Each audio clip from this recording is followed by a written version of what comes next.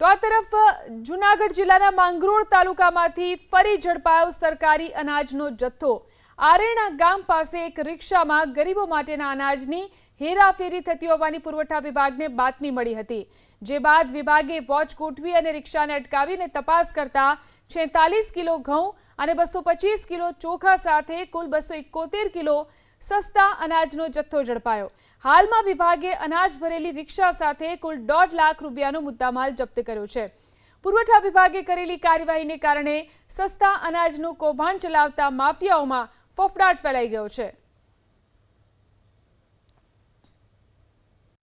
સસ્તા અનાજ દુકાનેથી વિતરણ થતું હોય એ પ્રકારનું અનાજ એક મળી આવેલ છે, જેનું એ બજાજ મેક્સીમાં ગાડી હતી, એમાં એ છૂટક ખરીદી કરતો હતો શખ્સ।